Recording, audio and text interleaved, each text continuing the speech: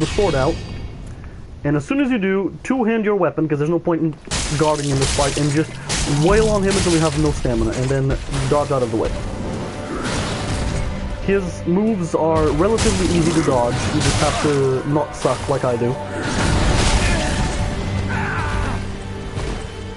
But yeah, Udex is easy enough. You just have to dodge him, pops out a giant tentacle monster from his back, and then he becomes even easier. You could, I recommend you don't. You're gonna need the fire bombs at Firelink Shrine and for enemies in the wall of Lothric Castle. So yeah, now he's gonna pop out his demon. All we have to do here is wail on him because he's just gonna stand still and try to hit him with an attack that is way too wide range to hit someone that is literally on his asshole. So just wail on his ass, dodge when he does that. You have a few invincibility frames when you dodge roll. When he does this, there's a chance you might do a heavy hit on him, but I just destroyed his ass, so... There we go. I do apologize for the quality as well. I set it to 720p low, just so everything doesn't explode at the same time. I have to get all my potions back. Now, next, you also get the coiled sword, which is going to be used in this next area, when you open this door, which you can't open before defeating him.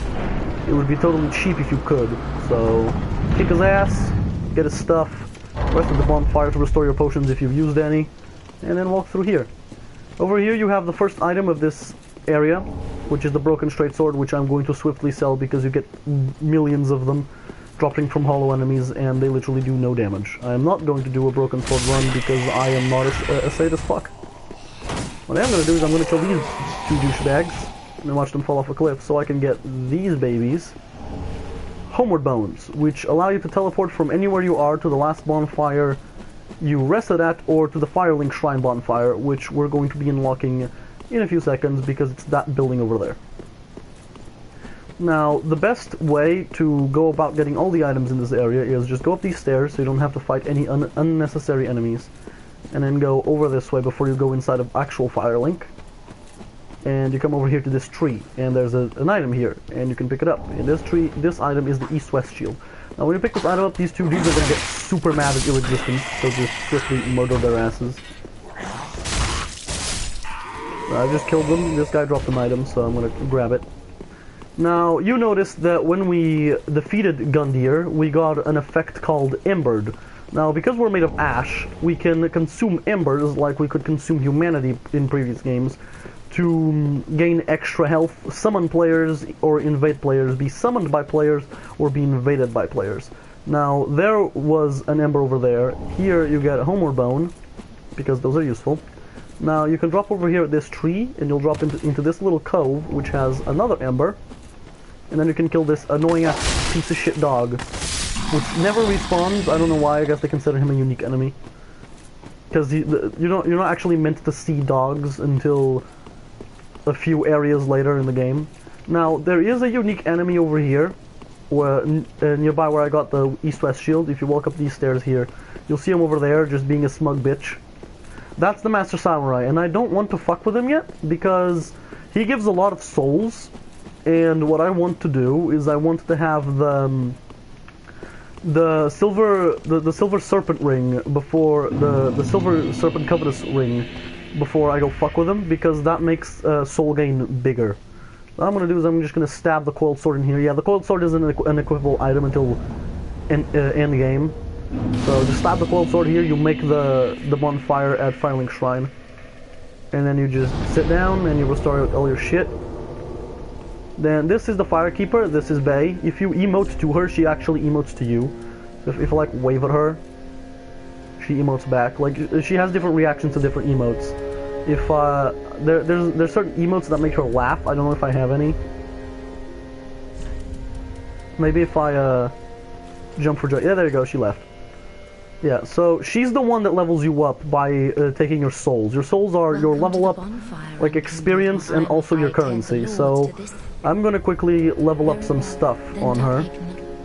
I'm gonna go for mainly a strength build with dexterity as my secondary. So I'm gonna make my strength 16, because that way when I get to the wall of Lothric, I can use one of the best weapons in the start. I'm gonna I'm going to upgrade my health all the way up to 15 because I like having big health bars. Farewell, Ashen. That is way better. Not anywhere as close as my endgame character, which I still have, but still better than shit for health that I had before. Now, at this old lady, you can actually sell all of your souls at once instead of consuming them like a retard, which makes it way faster to get souls from souls instead of just consuming soul by soul, which just takes forever. And she also sells really good items. The items I'm going to buy is the white sign soapstone for when I can actually go online, and the torch. Now, the reason I'm buying the torch is because there's going to be an area later where you're going to be molested by maggots, and the maggots give you an overtime bleed effect for a long ass time, but if you hold up a torch, they kind of run away because they're scared of fire. Now, at this fat ass, good old blacksmith dude, I'm gonna allot my Estus so I have 4 healing potions instead of 3 healing potions and 1 mana potion, because, let's be honest, I don't use magic. And when I will use magic, it won't be that much, so I still won't need the potion. So there we go. Now, what I'm going to do now is going to take a long ass time. It's very useful. I recommend you try it, but I suck at it, so I don't promise anything. If you come here to the back of Firelink, you'll not only find this giant tree, which allows you to pick up a seed of a giant tree every time you're invaded by another player or NPC. Those seeds root the invading player to your world, which makes your enemies fight them as well, making it easier for you to kill them. Now here is a soul that will give you a few souls. Now what we're going to do here is we're going to unequip all our items, so we're lighter, and we're going to run to this tree, up this tree, and we're going to try to jump onto this roof. Now usually you get onto that roof through this door, which is locked, and the only way to unlock it is to buy a key off of that old lady for 20,000 souls, which I am not going to farm anytime soon, relatively easily, because I want to level up and survive. So I'm just going to try to get half of the area done, because there's an area above over there on the bridge, and you can actually jump down from the bridge and get on this roof, or you can continue on. So you can't get what's on the other side of the bridge, but you can get everything that's on the roof, and one of those things is the silver serpent covetous ring, which gives you more souls when you kill things, which is the main thing I want, plus a Nestus shard, which will give me an extra healing potion. Now, this might seem like it's impossible, but I've done it on every single one of my playthroughs until I had enough souls to... Oop, I almost got it that time. Until I had enough souls to actually buy the key and get the rest of the stuff. Some of the stuff you can get on the other side, well, the main thing is the soul of the previous Firekeeper, and when you give it to the current Firekeeper, she gets really happy and thanks you for bringing her fallen sister to her. And it gives the Firekeeper the ability to cure your undead curse, which you get from an NPC, which we will unlock in a future area. But I've never cured the undead curse because the undead curse actually makes you stronger. It gives you more. It gives you free level ups every time you do a New Game Plus. Oop, jumped the wrong way because I'm dumb. So yeah, I'm just gonna keep trying this. I'm not going to quit until I get it. There we go, nailed it. I know it seems impossible, but for some reason the glitch tree is true. It is not a lie. You can glitch yourself up on the roof because this tree is OP and it saves your butthole. Now, there we go. Got all my stuff back on. Here you get 3 homeward bones, which, like I've said before, are very useful. If you go all the way around the back, you can get one of the smaller versions of the crystal lizards, which run away from you, and you can just kill it for rare items like twinkling titanite and titanite scales. Now here you see there's an invisible thing talking to me, which is one of the crows like the ones in Dark Souls 1. So what you do here is you can drop certain items to this crow, and it'll give you certain things. So if you drop a homeward bone, it'll give you it'll get all happy, it'll give you the call over emote and the bracelets of the Solera of Astora armor. If you leave a firebomb, I believe it gives you some type of titanite things. Yeah, a large titanite shard. And if you drop a black fire bomb, it gives you a Titanite chunk. So, and I have nothing else that I can leave it, but yeah, that's what this scroll does. Now over here, you have the SS shard I mentioned that gives you more stuff, more potions. And over here, I know this looks like a normal ordinary wall, but the wall is a lie. You can just punch it, it disappears.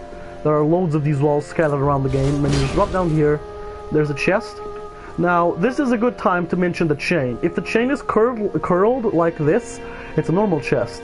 If the chain is like messy, like I'll show you later, it is going to be a mimic. And mimics are pieces of shit and I hate them. And I advise you kill all of them because they give you rare items. Now this good old...